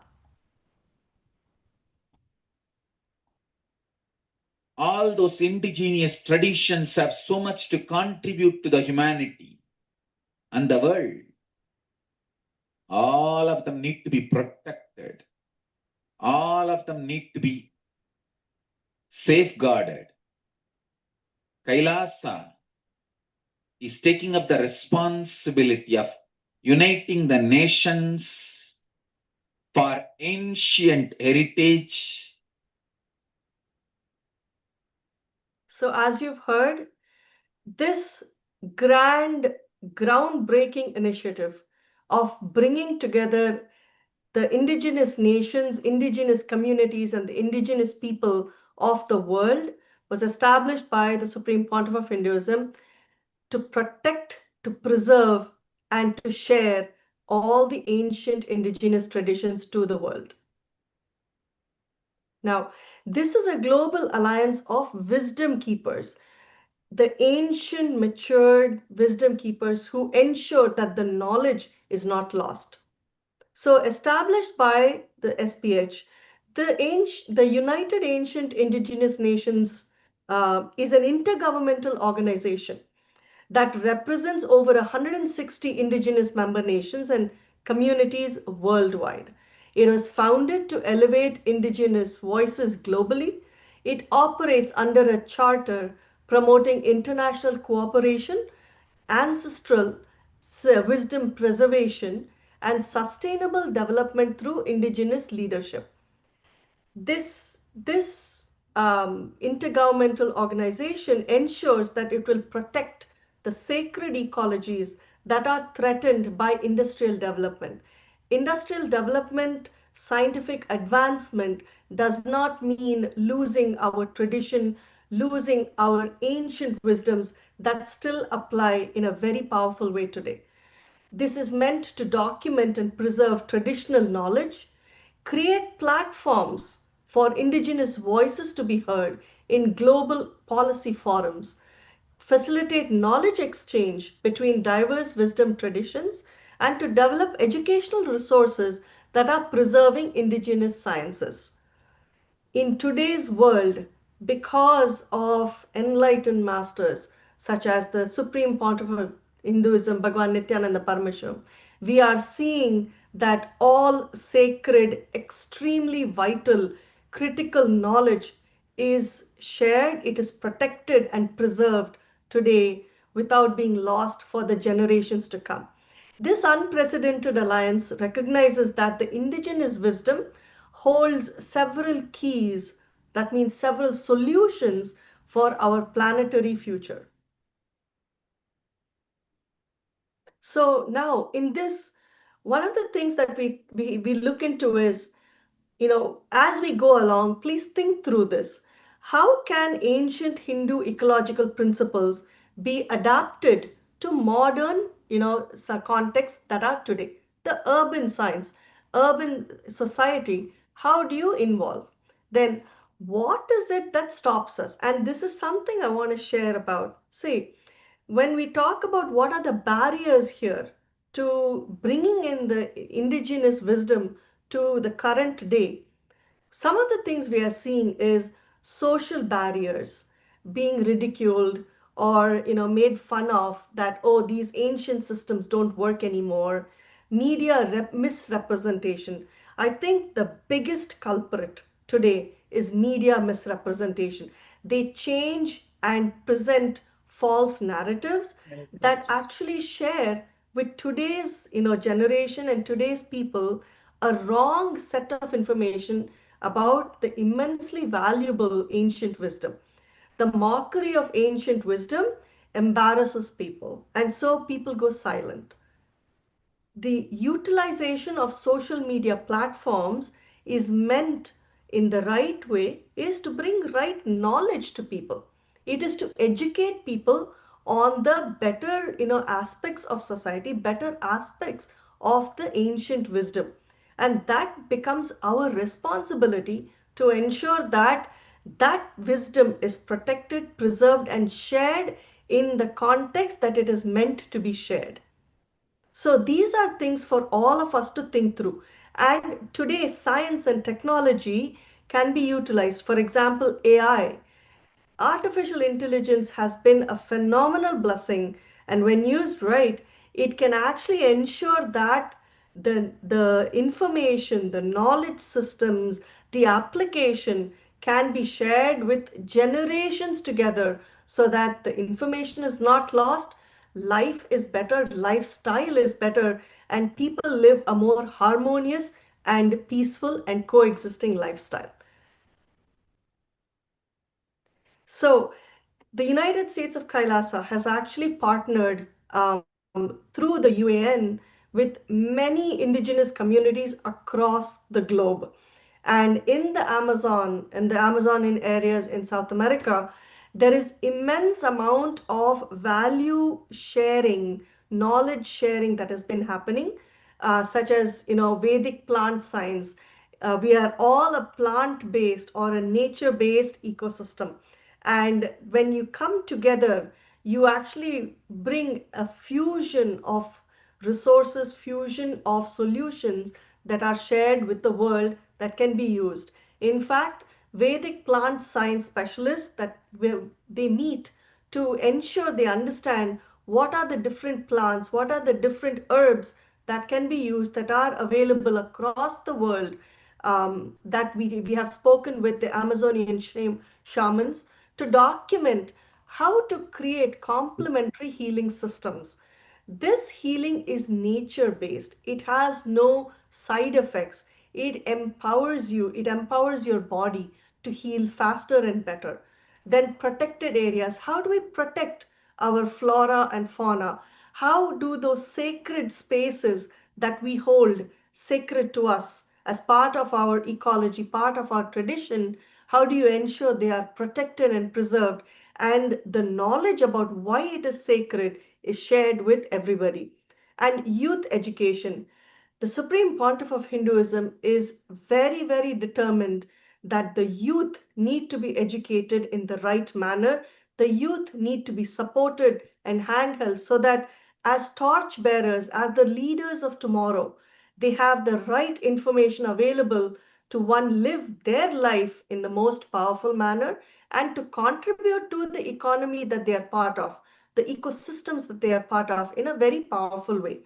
Cross-cultural programs, understanding the various traditions, visiting, going and sharing, living in various spaces, understanding the way of life for all the indigenous communities. This has been part and parcel of the learning that has happened to a lot of the Gurukul children that are part of Kailasa. And these programs teach the next generations both the traditional system as well as the modern. So these collaborations are extremely powerful. They show how diverse indigenous communities and traditions can strengthen everyone no matter where they are. And if there are common challenges and problems, solutions are available for us. So this fusion ecology, how do you combine wisdom systems?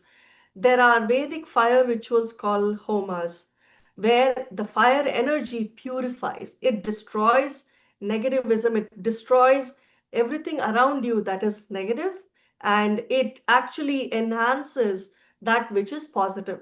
These ceremonies are done to forest protection as we seek the blessing of the divine and merging complementary spiritual technologies. Hindu plant knowledge, as you've seen, and indigenous botany, when you integrate them, you get a very powerful, comprehensive healing set of approaches. Temple architectures and sacred geography. Now, the way the temples and the spaces, the spiritual high energy spaces are developed is based on mandalas or energy centers where the energy of the earth and the energy of the cosmos is at its highest. And that is how, as the ecosystems develop around these sacred geographical locations, the empowerment of people is infinite, I should say. And so these collaborations, they reveal profound parallels in how the indigenous knowledge and traditions worldwide recognize the sacred consciousness of nature. Despite geographical separation, we might be from any part of the world, but when we come together with our traditions, we truly live in a space of oneness. Ecological education. Now, we've seen what needs to be understood, what needs to be internalized, how do we apply it, right? Now, this preservation is very, very crucial because we, all of us here today, and those who have been part of this in the past, everyone plays a very vital role in passing the torch to the next generations, our youth, our children that are part of our ecosystems across the globe. The Kailasa's educational initiatives, this is something that is extremely close to the Supreme Pontiff of Hinduism, Bhagavan Nithyananda Paramashivam, and to all of us, I am sure, that how do we ensure our children know the realities, the traditions, and the value systems that enhance their lifestyle and through them the lifestyle of others. So here we have developed the Nithyananda Hindu University, and this is training new generations in ecological dharma. So there are more than 10,000 free courses that are available to everyone through Nithyananda Hindu University that shares the fundamental indigenous knowledge. Then the Gurukul programs. Gurukul is the education system where children are nurtured, children are educated in the science of life. And the Gurukul programs have been reaching over 20 million youth worldwide. It is such a powerful space. The way you watch your children flower and grow is absolutely amazing. The ancient sciences that are taught alongside these contemporary environmental sciences, then practical apprentice. So a lot of the children, a lot of the people who get to understand this knowledge, whether through the Nithyananda Hindu University or through the Gurukul programs, they get to go and sit and be a part of our ecosystems that exist across the world to practically apply, to volunteer, to have apprentice, to be an apprentice, to have apprenticeships in traditional ecological practices. When you sit and be a part of these ecosystems, you are given the training and you are able to understand how to apply this knowledge in life today.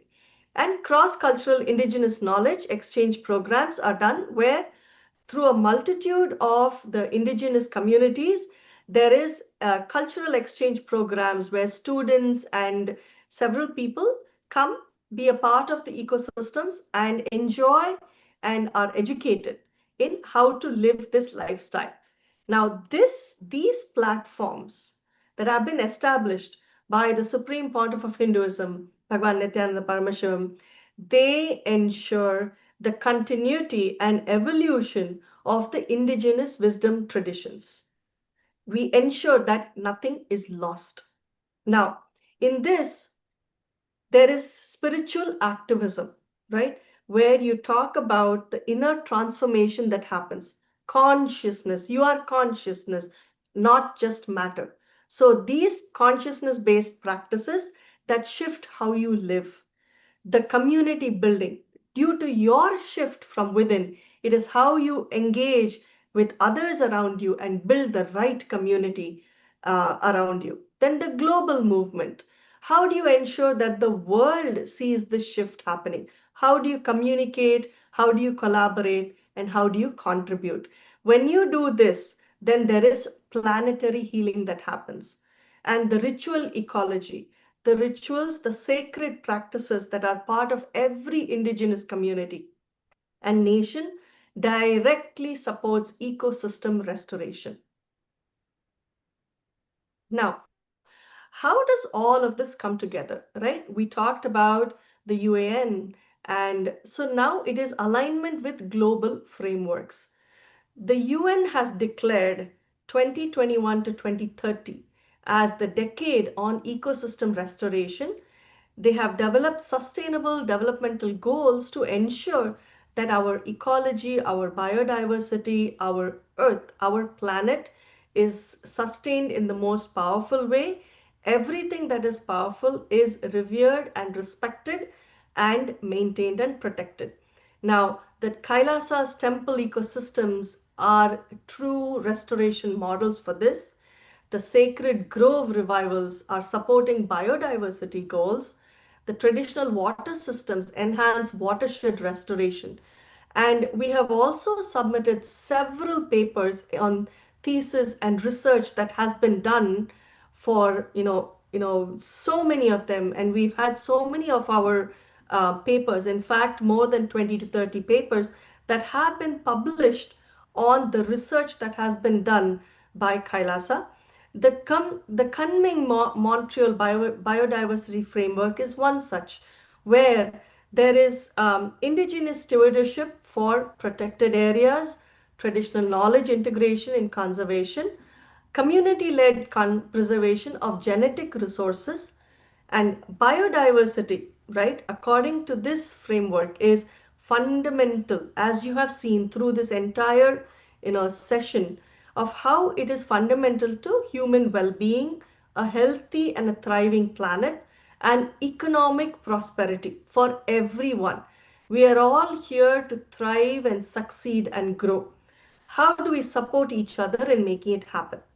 That's what the global frameworks and the alliances do for us. Now, um, here, what is it that we do to move forward? What are the action items? What are the decisions, and what is the responsibility that we are going to share? So when ancient wisdom and modern science walk together, humanity and nature both prosper. This is a very, very profound saying that I've heard from the Supreme Pontiff of Hinduism, Bhagavan Nithyananda Paramashivam. In this, there are key insights on the ecological renaissance that Kailasa is actually implementing and suggesting to the world. Living laboratories, as you've seen, all the Kailasa ecosystems demonstrate how the ancient ecological principles can be applied to contemporary challenges, which create really measurable improvement in biodiversity and resilience. Consciousness comes first. Human consciousness and the way we apply ourselves is the primary thing that brings this entire gamut of changes. Indigenous wisdom, using the knowledge that is ancient, that is time immemorial, that has worked in the past and that works today and will continue to work in the future. This is something we use. And the spiritual foundation. See, when environmental practices are rooted in spiritual consciousness-based principles, they become a part of our cultural identity rather than external obligations. Now, I invite every one of you out there, everyone who is part of the session, everyone who is hearing us on YouTube and several platforms, I invite you to engage. I invite you to come on board and be a part of these powerful initiatives. How do you connect? Please visit. We welcome every one of you to come to any of the Kailasa ecosystems to experience the practical application of this spiritual ecology. See how the temple-based ecology, the ecosystems are thriving. See how this is going to make a difference to you and make a difference to your community. Participate in all the knowledge exchange programs that happen through the Nithyananda Hindu University. Engage with the Global Peace Ambassadors Network for collaborative projects. Now, where are the Global Peace Ambassadors? With the grace and the blessings of the Supreme Pontiff of Hinduism, Bhagavan Nithyananda Paramashivam, we have a very unique and a very profound program that is happening, a summit that is happening for the last several months, where it is under the stewardship of the United Ancient Indigenous Enlightened Nations. And Ambassadors are trained, ambassadors are educated, and ambassadors are prepared for how they can contribute to the universe, how they can contribute to the planet Earth, how can they contribute to the economies they are a part of. They stand as representatives of Sanatana Hindu Dharma and the ancient Hindu indigenous knowledge, and they are training. We train to know how to share with everybody. Access to traditional wisdom through Kailasa's digital library and courses. Please visit our ecosystems also. We have libraries created with a multitude of books that have immense amount of knowledge in them. And all these books have also been put together in the digital library that is available online. It's a wealth of knowledge that cannot be missed. Join cross-cultural ceremonies. Go explore, go experience, go and find out for yourself what happens. And explore partnerships through the United Ancient Indigenous Enlightened Nations platform, through the intergovernmental body that has been established. We welcome all collaborations that make a difference, that help us create a better way of life. We want to have every one of us join hands in this initiative to seek and restore humanity's sacred relationship with nature. Like what Swamiji had shared, we are not here to just plunder and use the resource and be done, but rather we are here to thrive, to grow, to protect, and to enhance life as it is today. We invite everyone to this summit that is happening. The next one is exclusively, as you can see, between October 1st and November 1st at St. Kitts and Nevis. So let us hear a little bit about it, as you can understand how powerful this program is, how meaningful it is, and how contributing it is to today's economy. The United Ancient Nations serves as an international cultural and diplomatic organization focused on uniting indigenous cultures globally. Our governance structure is council-based without territorial claims, led by a collective leadership through our General Secretariat. As a non-state entity with UN-style advocacy, we focus on several key areas: cultural and digital heritage preservation, indigenous diplomacy, revival of indigenous knowledge systems to solve humanity's problems, global peace, environmental preservation, health and wellness, sustained economic development, indigenous and cultural tourism. While the UAN represents numerous indigenous cultures, the United States of KAILASA served as the first indigenous nation specifically for Hindus. KAILASA's mission is focused on the revival of the ancient enlightened Sanatana Hindu civilization with a formal governance structure including a head of state, ministers, and ambassadors. Under the leadership of SPH, Supreme Pontiff of Hinduism, Bhagavan Nithyananda Paramashivam, KAILASA has achieved recognition as a sovereign subject of international law, possessing distinctive attributes of juridical statehood. The United States of KAILASA is the main sponsor of the proposed UAN headquarters. This initiative would bring forth an estimated $100 million in revenue for the host country through summits, conferences, tourism, and development projects. The proposed UN headquarters would represent the world's indigenous nations and peoples through its architectural design. It would blend the best of all worlds, featuring top modern architecture, the highest green building standards, and ancient Vastu architectural principles. This headquarters would serve as a central hub for indigenous diplomacy, cultural preservation, and collaborative efforts towards sustainable development and global peace. Through this initiative, we aim to create a dignified platform for indigenous leadership rooted in ancestral wisdom, cultural legitimacy, and collaborative innovation, enhancing global dialogue and regional stability. The establishment of the UAN headquarters would position a host country at the forefront of a global movement promoting indigenous wisdom while creating significant economic opportunities for the nation and its people.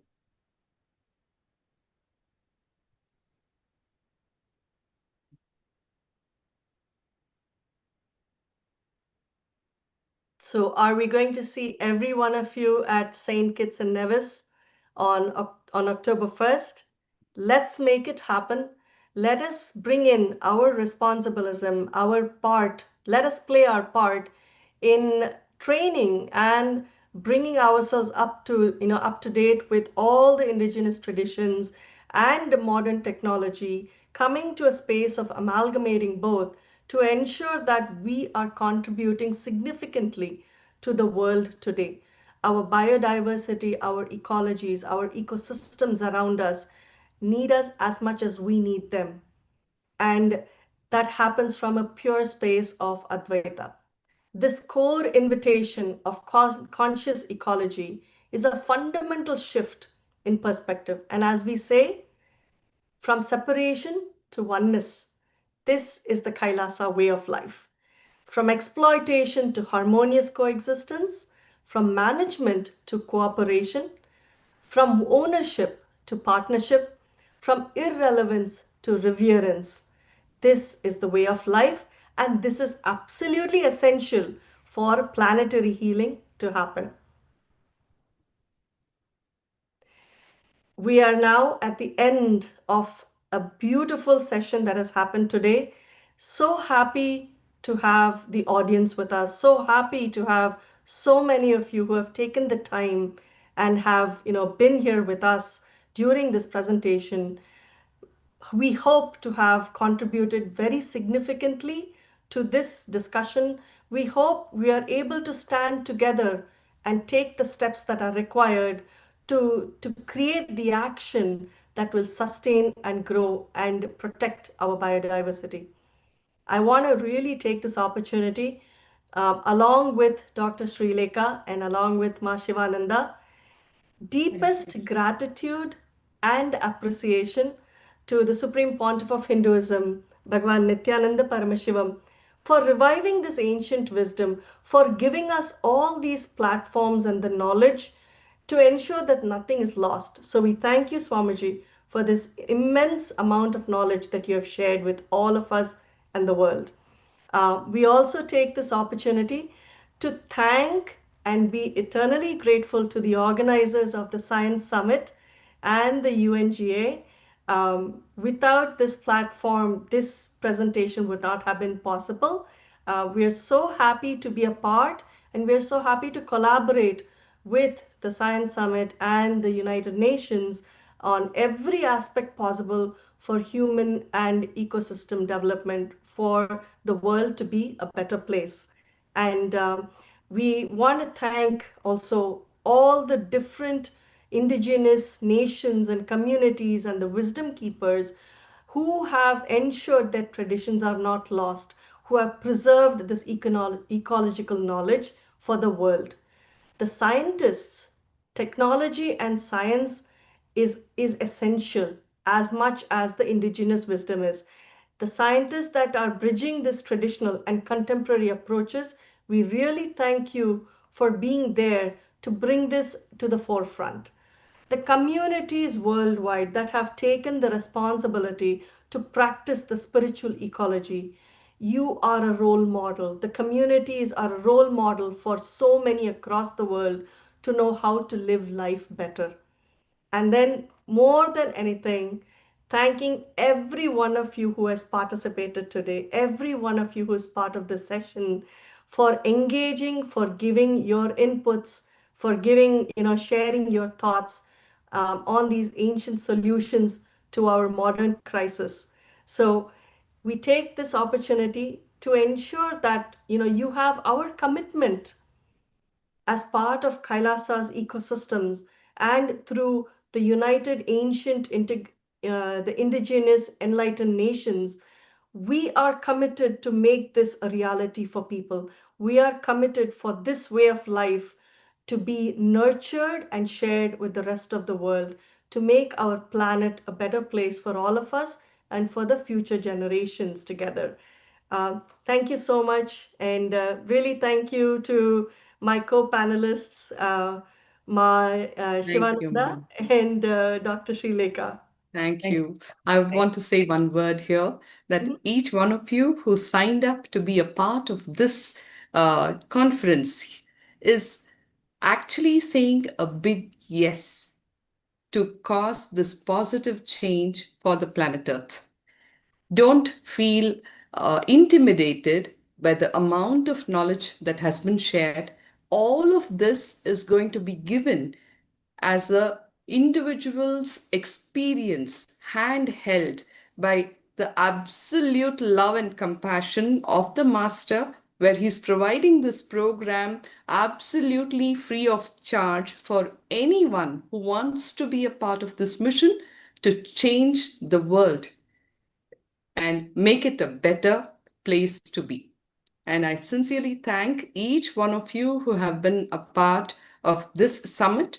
And sincere thanks to United Nations Science Summit, the organizers, the panelists, my moderator, my co-panelist, Ma Shivananda, and everybody who, as a part of the Nithyananda Sangha, inspired and helped us in their own way to deliver the vision and mission of His Divine Holiness, the Supreme Pontiff of Hinduism, Bhagavan Nithyananda Paramashivam. Thank you.